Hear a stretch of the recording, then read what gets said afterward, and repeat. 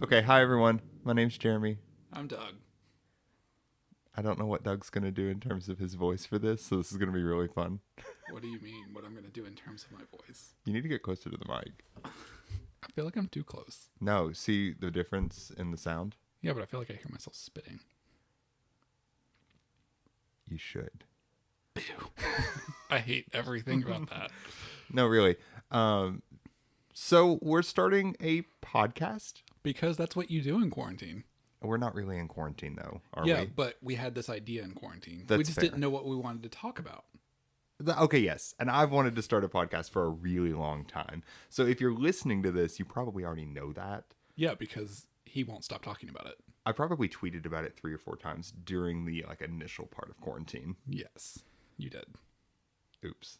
Yeah, it's okay. But yeah, so we didn't know what we wanted to talk about. And then I randomly had this idea because it's spooky time. Spooky season. Oh my gosh. It is the 3rd day of October as we record this. So it is officially spooky season. It's spooky season, and I can't guarantee when this is going to come out because I can't guarantee when I'm going to get it edited, but it'll be this week sometime. It'll be sometime, and it's still spooky season. It's going to be spooky season all year. Yeah, I tell ghost stories all year. true. So we're going to do that. We're just going to make spooky season last forever. Okay, so what did we name the podcast? We named it Creepy Campus Why? because we both work at colleges. We do. Yeah. Ugh. Yeah, it's gross. So Jeremy is a faculty member. Ew. He teaches theater. I wish you all could see the look that he just gave me saying that I teach theater. I teach theater, acting, children's theater, technical theater, bunch of random stuff. I almost pissed you off and called it dramatic arts. Ugh. None of my degrees say that, so no, don't do that. Okay. And Doug is a student affairs professional, an SA pro. Ugh. I hate everything about that. I'm pretty sure if you go find Doug on Twitter, it still says SA pro in his bio. Okay, that's what you do when you're searching for a job in student affairs. In theater, we just call ourselves theater artists. Yeah. That sounds like sandwich artist at Subway. Did you hear Subway's bread isn't bread? What? It's cake. The sugar Your content's content. too high. So in Irish court, they made a determination in court, like a ruling, that said they can no longer call it bread. They In have Ireland to, or everywhere? I assume it's just Ireland. I don't know how. Because I assume in America, it's sugar, so we probably want more of it. Right? Well, I mean, it's America, so we probably want to just keep calling everything what it already is. I also don't think I realized that, Subway would Would be a hot topic during COVID. Well, also didn't realize Subway would be a hot topic in Ireland. Wait, we'll ask Euless the next time he goes. Oh, yeah. There we go. But, so we are going to try to keep the format being that we're telling each other a story that we haven't talked about throughout the week. Mm-hmm. And it's going to be about a haunting on a campus or an urban legend on a campus somewhere. I'm not going to limit it to the United States, even though that's going to be where the massive amount of them come from. Yeah. So in case anyone from not the United States is listening, we're going to use the term college and university interchangeably. But remember that here in America, a college or university is any higher education. Anything after secondary school. So every week we're going to bring you guys different stories, and we're going to try to keep themes going. Yeah. Doug came up with a lot of themes, and I did none of the work for that. Yeah, I just kind of ran with it. But I think this will be interesting because I think we both have very interesting perspectives on it. Having both worked at colleges and universities, having some experiences of our own. And also, we are from different backgrounds on college campuses, as students especially. Do you mean... Well, I don't mean just where we went to school, because we did not go to the same institution for undergrad or grad school or any of our degrees. But what I meant was I was a theater major. So you're a weirdo. Tell everybody what your major was. I don't want to. Hospitality management and dietetics. With a concentration in hotel, restaurant, and tourism management. Thank you very much. So yeah, I went to school to learn how to, make bread that might be cake. and how to fold a fitted sheet. So, And I went to school to learn how to do stuff like this that I haven't done well with all day. true. I wrote my story today. He did. So did you. No, I started writing my story like 3 days ago, and I finished today. Anyway, so what is this week's theme? So this week's theme really was just a general like encounters in the classroom.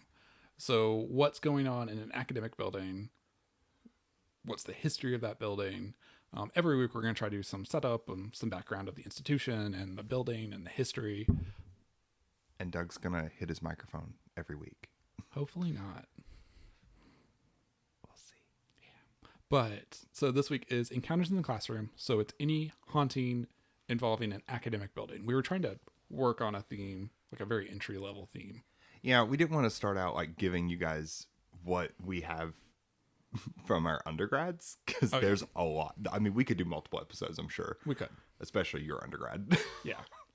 It's like the haunted campus. But we'll get into that when we go to that episode. But for today, what we want to do is just talk about an academic building of some kind. Mm-hmm. Not a theater. Yep. That's going to be a different... There's too many theater ghosts out there. We'll do that later. But an academic building. And I'm not going to go first. Of course you're not. All right, so I guess I'll go first. Because you've complained about the fact that my story is longer than yours. It's so much longer. And I'm the one who like went to school and studied writing. I also hand wrote my story. Yeah, I wrote mine on the computer. I hand wrote it and then typed it back out. I also tried to voice type it and it did not work well. I didn't even hand type in college. Hand type? I didn't even hand write in college. Yeah, I struggled to do it when I was typing and I decided to handwrite it. Plus it gave me an excuse to use a notebook. And we all know I love a good notebook. We all love a good notebook. All right. Anyway, so where does your... Actually, you know what? Just give me your story. All right. So, we're going to talk today about the University of Maryland. I've never been there. Neither have I. But it's located in College Park, Maryland, less than 10 miles from Washington, D.C. So it's right there. I'm sorry for them. Especially right now. Yeah. It is currently home to 41,000 students and has a network of over 350,000 alumni. Okay, so bigger than, my school. Yeah. It was founded in 1856 as Maryland Agricultural College and was declared a land-grant university in 1864. Do you know what a land-grant university is? You've told me a couple times, but I don't remember. Okay. I went to a private college. Yes. So a land-grant institution is a school that received funding from the Land Grant Acts of 1862, 1890, or their expansion in 1994. It's named for the representative from Vermont who sponsored the original act. The Morrill Acts bequeathed tracts of federally controlled land to states who could in turn sell that land to use funds, and use those funds to create colleges and universities. It is important to acknowledge that these federally controlled lands were stolen from indigenous people. Just putting that out there. Oh, we'll get there in mind too. Yep. So, and actually the 1994 expansion was specifically to give money to tribal colleges, but it took us 200 years to do that. So. Yeah, no, of course it did. Yep. Under the 1862 Act, there were two curricular stipulations for schools created or funded with land grant monies. That first one is they had to focus on agriculture, science, and engineering. They were designed to be the antithesis of liberal arts colleges. Jeremy hates me now. I don't have words. But so the original act was vetoed by President Buchanan in the late 1850s. But Justin Smith Morrill, who wrote the act, saw his chance after the outbreak of the American Civil War. So he added mandatory military training to the curriculum requirements, and President Abraham Lincoln signed it into law as soon as it got put on his desk. I have problems with this already. Yeah. So the reason I'm giving you the background of the Land Grant Acts, is because it influences multiple components of the story that I'm telling today. So originally built in 1898 as Science Hall, what is now known as Morrill Hall. It just sounds like a mushroom. It does sound like a mushroom. It originally cost $24,000 to build and sits on an imposing hill over the campus. The The building was renowned at the time for the view of the Washington Monument that you could see from its cupola. And honestly, it just kind of looks haunted. Like, I have a picture of it here. Oh, yeah. It looks like the Addams family's going to pop out at any time. Oh, that is what it looks like. And it doesn't help that there are, like, branches that are just popping out over it. There's literally not a picture of this building that doesn't have trees in front of it. It also has, like, a bird's nest thing on the top. Yes, it does have, like, a metal cage around the top, over the top of the cupola. That was melted down during World War II. And the scrap metal was given to the army. Well, then. Yes. That is known as the Second Empire style, by the way. I literally took a class in designs last semester in architectural designs and didn't even touch what you just said. Yeah, I found the survey where it was being considered for a landmark status. So I feel like your research was a lot better. I got pretty thorough. That's that Master of Science. All right. So since its construction, Morrell Hall has hosted classrooms, laboratories, and offices, and has been home to the departments of agriculture, horticulture, entomology, zoology, language and literature. You're welcome. Vegetable pathology, veterinary science, civil engineering, and psychology. It's currently home to the Maryland Population Research Center. That's a hard word to say. Research Center? Research Center. I don't enunciate, okay? All right, but we'll go back to my acting 101 lecture that I showed you. I'm going to sit in class silently. Every student that listens to this is triggered. I'll wait. I don't say I'll wait. No, you just cross your arms and lean against the chalkboard. At least they understand body language. It's true. It's part of the course, isn't it? Yeah. Yeah. All right, let's talk ghosties. Due to the stipulations of the Morrill Act, Maryland Agricultural College operated more or less as a military school when it first opened. So students were organized into corps of cadets. Their housing was known as barracks. They wore uniforms to class and weren't even allowed to keep civilian clothing in their rooms. It was locked up in trunks in a locker room. They took classes in military strategy and completed military drill exercises on the grounds of the school. The parade grounds, where the students performed these exercises, were in what is known as the Morrell Quadrangle. The Morrell Quad. You had it right. Which Morrell Hall sits at the top of. This is also where student cadets march to work off their demerits. So anytime a student misbehaved or disobeyed school rules, they were required to shoulder their rifles and march back and forth across the parade grounds for hours on end. So this was the antithesis of everything liberal arts. Yeah. So there's a picture of one of the corps of cadets marching across the parade grounds. You can see Morrell Hall in the background. Oh, you can. Yep. And it's huge. Yeah, it's a big building. And are they Confederates? They're not Confederates. So this is after the Civil War. Because remember, the building was built in 1898. But there were Confederate soldiers on campus at one point. Ew. Yes. All right. So, yeah. So those cadets were required to march back and forth for hours on end. Some of them might still be marching. Spoopy. Students, faculty, and staff have repeatedly heard the sound of marching feet in and around Morrell Hall, most often when no one else is around. Can you imagine just being in front of that spooky-looking building and just hearing marching footsteps? No! You know better! Yep. I hear that. I'm leaving. Yep. I am that girl in Scary Movie. Yep. So, sound is not likely the only echo of the past in Morrell Hall, though. On November 29th, 1912, 40 or so students had remained on campus and had thrown a dance to celebrate the Thanksgiving holiday.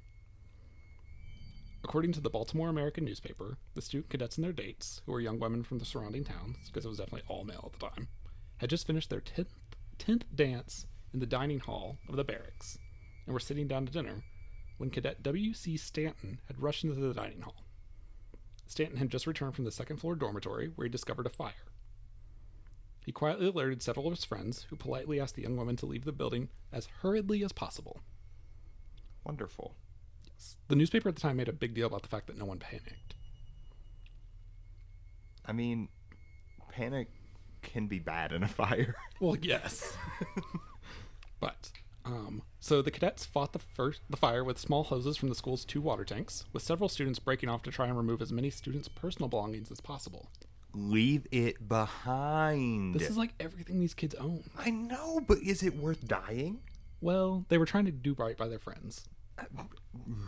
The school had around 265 students at this point, and so over 200 of them were at home for Thanksgiving. But it was pretty much in vain, because what little they were able to save got looted by the townspeople the next day. What? Yeah, after the fire, people came to like wander around campus and look at the destruction, just like people like drive through a tornado zone afterwards. And evidently, the townspeople just like looted everything. People are garbage. Yep. Many of the women who had been at the dance joined in fighting the fires, because screw what the men said, right? Yeah. They helped carry hoses, and two women even rescued two younger cadets from the smoke-filled dormitory. I'm trying to avoid saying awful things about men because I am a man. But Well, also, we're garbage, so. yes, all men. All right. The fire quickly spread to the adjoining administration building. A volunteer fire department was dispatched from nearby Hyattsville, and they quickly used all the water available on campus. 2 fire engines were dispatched on a special train up from DC, but a student account I found in the UMD archives mentioned that no one had made plans on how to get the fire engines off the train, so it just sat useless on the tracks. Yep. I bet a man was in charge of that too. Yep. At the height of the fire, students reportedly heard loud sputtering sounds, which would shortly be followed by small explosions of rock and masonry, launching pieces of the stonework up to 200 yards across campus. Oh my god. So this fire burned so hot that the stonework was literally exploding off of these buildings. The fire, which started as a result of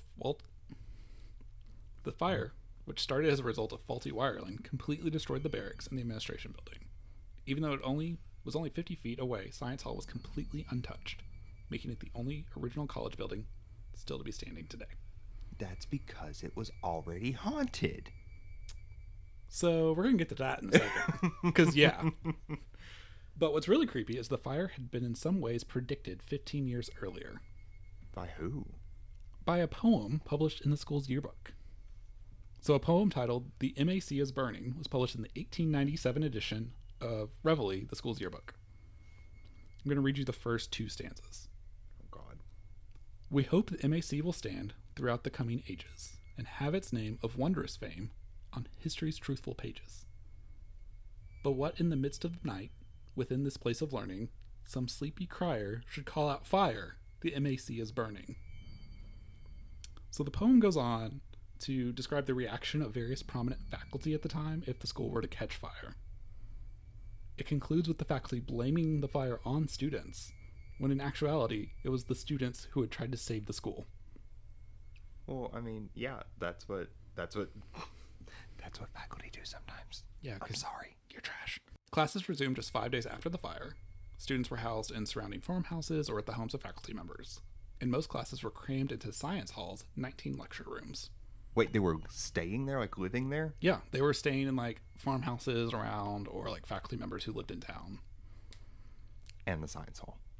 Well, they were, some were staying in the Science Hall, actually, yeah. Oh, okay.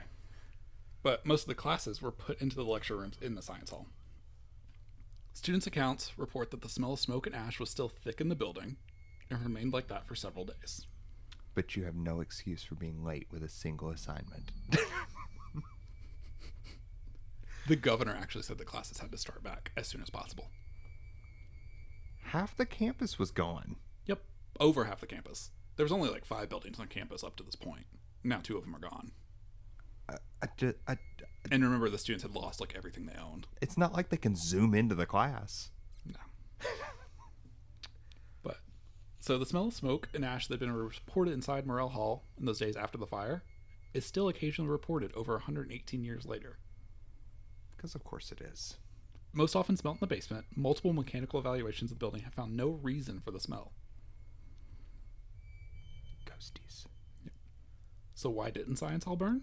Logic says it's because the fire crews turned their attention to saving the remaining buildings once it was clear they didn't have the resources to save the other buildings. But there may have been something else at work. We already talked about how Science Hall has labs in a lot of the science departments, right? Mm-hmm. It's long been rumored that the basement of Science Hall was the scene of multiple dissections of cadavers, and based on the departments housed in the building at the time of the fire, it's within the realm of possibility. A university historian has stated she found no record that such dissections ever occurred in Science Hall.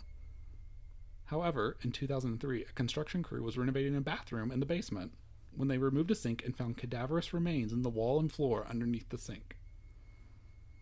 But, like, how? It seems to me like someone's trying to hide something they shouldn't have been doing. Okay, I was imagining, like, the old school medicine cabinets with the slot in the back for razors so that you can just, like, hide them in your walls. Insert but, like, cadaverous remains here. Insert cadaver remains here. Yeah. So they found these cadaverous remains. And that just added, like, fuel to the fire, I think. Especially if those had been, like, improperly buried. So the spirits of those disrespected science experiments may be the cause for the bad vibes many report feeling in Morrell Hall. Students go out of their way to even avoid walking by the building. Like, they don't want to go anywhere near it. There's literally a spot on campus called the Point of Failure, which is the exact center of the old campus that burned down. They would rather walk over that than walk by this building. Same. Yep. Multiple people and multiple accounts of students say they've never even seen anyone go in or out of the building. Like, it's like a noticeable absence of traffic in and out of this building. But it's still being used. But it's still being used, yeah. Those that have entered the building have reported tripping over nothing at all, the feeling of being watched, smell that mysterious aroma of smoke, or hear the marching footsteps of cadets from a long time ago. No, thank you. A 2012 investigation by Maryland Paranormal Research found a high rate of electronic voice phenomena within Morrell Hall. Multiple different voices were captured. They were recorded as answering the question, "What's the name of this building?" with Morrell Hall, and said multiple names like Libby and Leggett. Leggett? Leggett. Is that a name? I couldn't find any mention of it in a quick couple of searches. Okay. But yeah, that is the story of Morrell Hall. I don't want to go to Morrell Hall. And I'm not even bothered by stuff like this. And I still don't want to go to Morrell Hall. Yeah, it just seems like a bad place. Well, it's one of those things like, just don't do the thing that's going to get you haunted. Yeah, like, don't punish students. They did that. Don't be the only building to survive a tragic fire. They did that. And also stop taking land from Native Americans. That. Could have helped. Don't hide cadaverous remains under bathroom sinks. Don't put them through the razor slot in the back of the medicine cabinet. I don't think that's what they did. No, that's exactly what they did. I'm convinced that's what's happening. There's no question. Sure. So, this is a picture of the dance, that Thanksgiving dance. This was taken minutes before they discovered the fire. What year was this? 1912. And they were like, yo, let's take a picture. Yep. In 1912. Like, I know I take pictures a lot now, but I have like a dozen cameras around. Yeah. And also some of them might be from 1912. Okay. No, they're not that old. Okay. But in any case. So this is a picture of the administration building that burned down. Y'all, this building looks as big as the science building, but it's totally demolished. This building was built just 8 years before the fire. Oh. Yep. So. The only thing I can think is, like, how bad is their insurance? The buildings were actually fully insured. But, like, how did their rates go? So the buildings were fully insured, and from what I read is that part of the funding that they received from the state to rebuild, in addition to the insurance money, was to include pressurized water systems so they could fight fires in the future. Oh, so a sprinkler system. A version. It was more than like a water tank on the back of on the hill. And then that is Morrell Hall as it stands today. It just looks like a theater.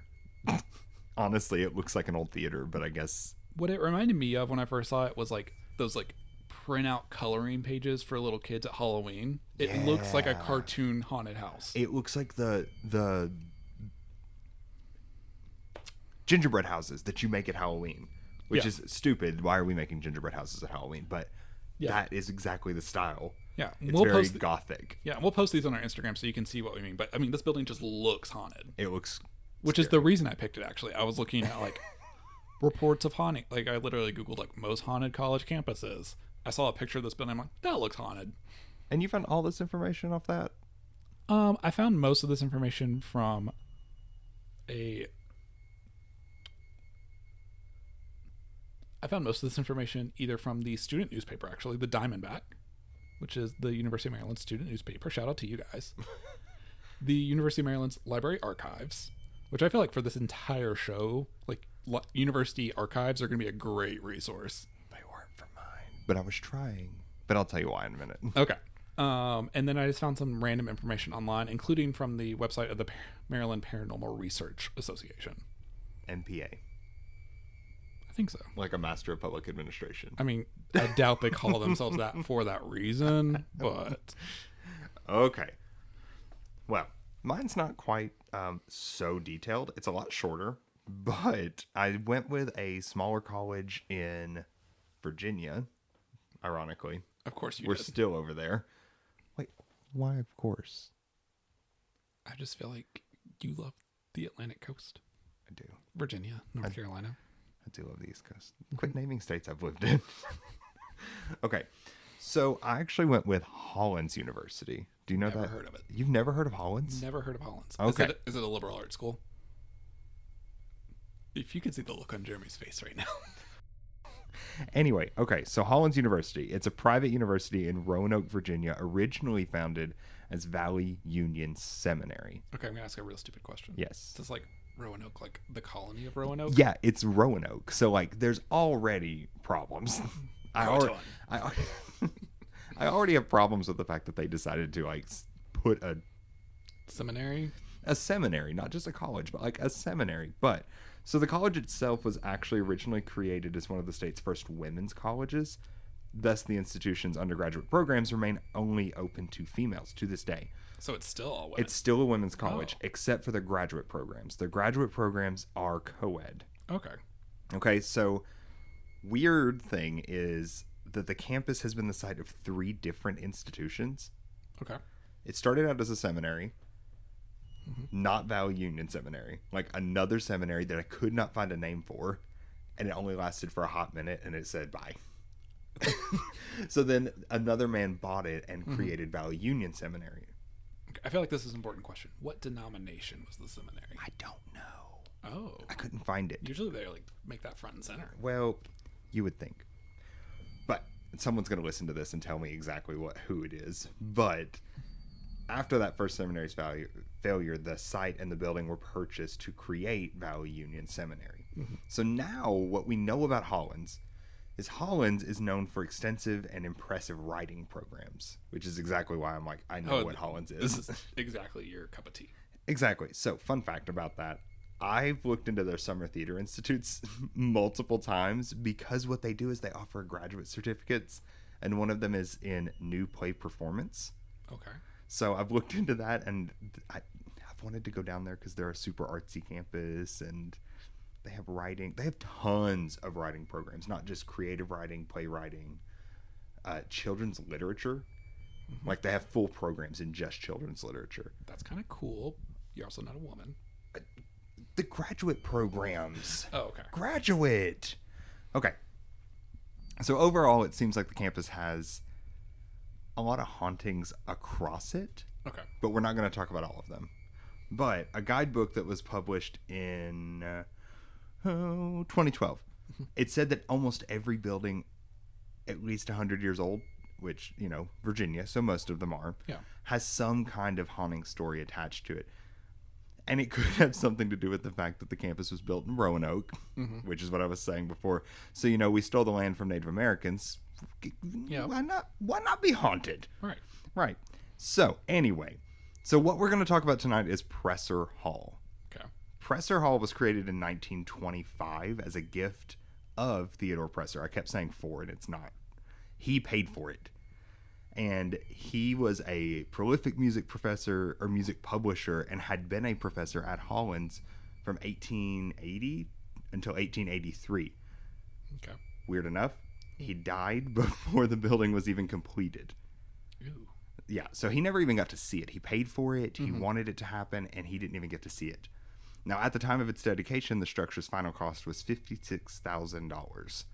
Accounting for inflation, that's something like $831,737.60. I mean, in the grand scheme of things, nowadays, that's not much for a building at all. It's probably, you can't build a building for that much, but at the time, it sounds like it would have been a lot. Yeah, at the time, it was expensive. Now, obviously, we're building $1 million centers. At least, yeah. At least. So Presser is still home to the music program today, and it was actually renovated recently to make a state-of-the-art music facility out of it. I have issues. Of course. Don't renovate historic buildings like that are already haunted. Yeah, you're just asking for trouble. It's like bringing a Ouija board in and going, you know what? Mess with me. Take me down. It's like BuzzFeed Unsolved. We ain't never doing it, just so you know. Oh, I don't want anything to do with that. No, ma'am. That is not happening. Anyway, don't do it. You just piss the ghosts off is what I wrote down. So, while this is not the only haunted building, they have a really haunted theater too. Mm-hmm. It is the only one that I found that had a tour de fair attached to the haunting. Ooh, we love a tour de fair. So the story goes something like this. There's a young, attractive woman, a promising music student studying piano at Hollins University. Or rather, at the time, Hollins College. Mm-hmm. It's in Presser Hall that she met her soon-to-be lover, her music professor. Ooh. Yeah, big nope. Yep. I have red flags written all over this. It's not clear from the stories that persist online whether the young woman was the one to begin the affair or if the professor pursued her. Oh, come on. We know what happened there. We all know exactly what happened, but I wrote, I'll let you decide. Yeah, no. I decided for you. Yeah, he definitely went after her. But in either case, the affair came to an abrupt halt when while rehearsing in Presser Hall, the once promising student was choked to death by her professor using a piano string. How? What? Okay, I have many questions. First one, though. Wouldn't a piano string just, like, cut your head off if you got choked with it? See, that's what I would think, but maybe he was just really weak. Oh, I guess it would kind of cut into your hand if you were trying to use so it. I'm assuming he's wearing, like, gloves, and he just choked her with it. That's more like a garrote wire than anything. Well, that was my thought, but everywhere I read said it either choked or strangled with this wire. That's terrifying. So, bad. So, here's the weird thing. I couldn't find anywhere online where this was reported in a newspaper as like an actual murder. That's what I spent a lot of time looking for. So there's the slightest possibility that the story's just an urban legend. I think that's true for most of the stories we're going to talk about on the show. Like, there's always that element of it. This might not have actually happened. Right. And I think that that's something we have to consider with this one a little bit. But urban legends are still born out of something, right? Yeah, they don't pop out of thin air. No one's going to just make an urban legend up. Right. It built. Starts somewhere. Right. So in this case, it's the multiple instances of haunting-like occurrences that happen within the walls of Presser Hall. So many students have reported that you can easily become locked in the hall's practice rooms. Others say that you can actually see this girl standing in a window when the building is otherwise unoccupied. I ain't here for that. Nope. They've also said that chairs will roll around in the rooms. Even before they had wheels, they would just like scoot. Nope.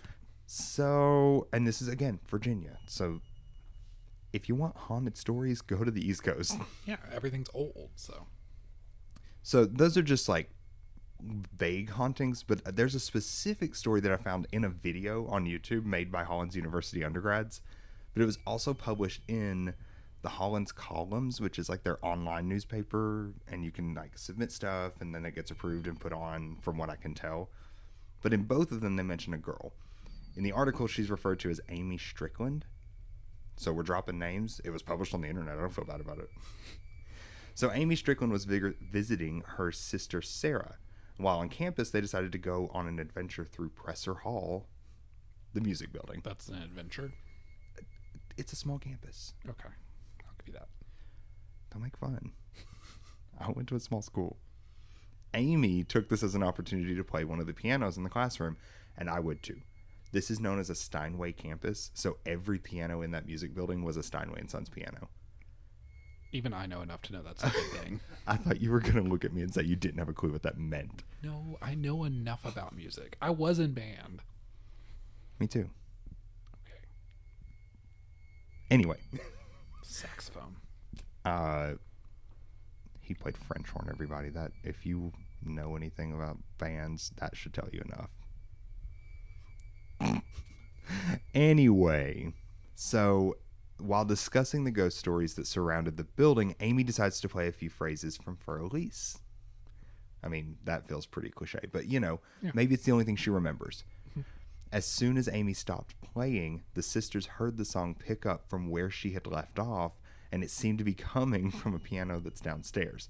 Now, normally, I would say someone else is in the building, right? No. This is actually not at a time when students would have been on campus. This was over a fall break. Nope. And granted, I still have to maintain some sense of skepticism. As a performing arts major, I was constantly rehearsing weird hours. Yeah. But it's fall break. Yeah. There's not supposed to be a lot of students on campus. Is it possible they imagined it? Because at least it's a very common melody. Maybe they just imagined the rest of it. Maybe, but I think it warrants talking about because it's not the only account. This is the one that's specific and was written out and specific names attached to it. Mm-hmm. But there are lots of accounts from people who have heard the piano playing at different times when there's no one else in the building, when it's not supposed to be occupied. And there's no discernible source, and they're just kind of they nope out pretty quick.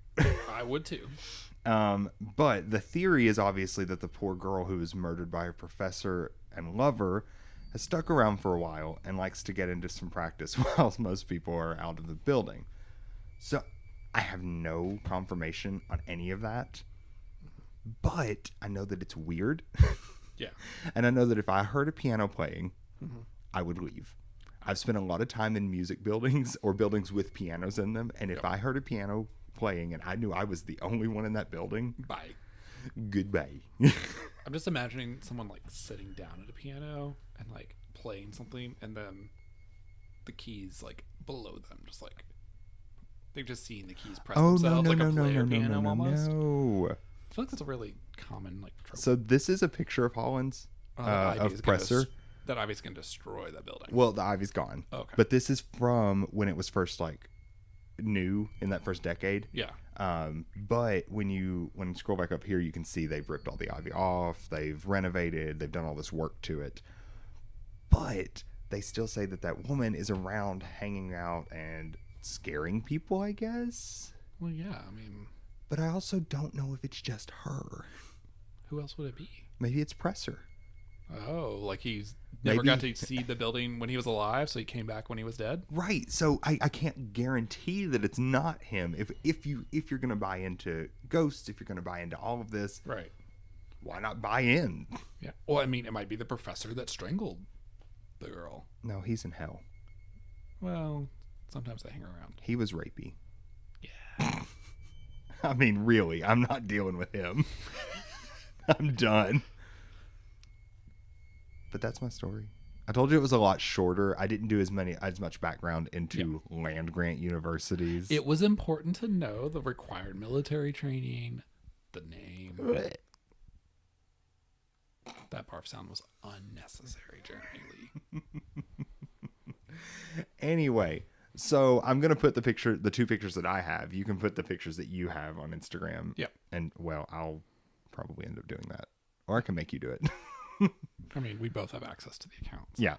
But so what we're going to do in the future, or what we hope to do, is get stories from you all. Yeah. So we have set up an email. So creepycampuspodcast@gmail.com, because we're super cheap.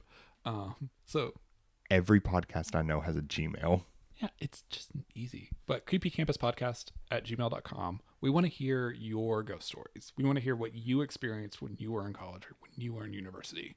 Or even, what is the most famous urban legend from your college, from your university? Because I know that there are a few that I can't find a lot of information on, but if you guys tell us about these, we can read that here on the podcast as well. Yeah, we were actually just talking this afternoon about how there's not a lot of personal accounts of some of these stories out there. It's just a student reported or a young co-ed experienced. Yeah, and we've bought so many books about Southern colleges especially, but colleges and universities haunted across the country. And I've looked at, for mine, the college that I went to, and there's only one story in there, but there are a dozen stories across the campus that I know of. Yeah, it's the same thing with my undergrad and where I work now is there's so many stories, but no like particular account. So I actually have a friend who's writing a book and trying to take all these narratives and oral histories down to try to create that record. As soon as you said narrative and oral history, I just like vomited a little because I've worked on narrative and oral history performances before. Sorry. But that's kind of what we're doing. We want to keep those things going because they're fun and they're interesting. And most of the time they're rooted in some kind of weird historical fact.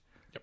Some piece of history about your college or your university. And I think that's what's most interesting about it is like, how does it tie into the history and how does it tie into the culture of the institution itself? Oh, absolutely. And the thing I forgot to tell you about Hollins, apparently for decades, you did not talk about the ghosts on campus. Oh.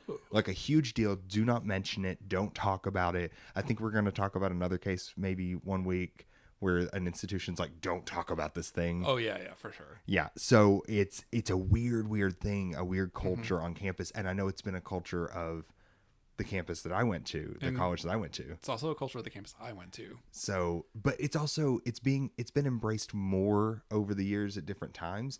But there was a period where they were like trying to tell students to never talk about it again. I think it's usually when it's more recent, either the event that no, may this have one led was to it, not recent. or when it's something has happened in relation to the haunting.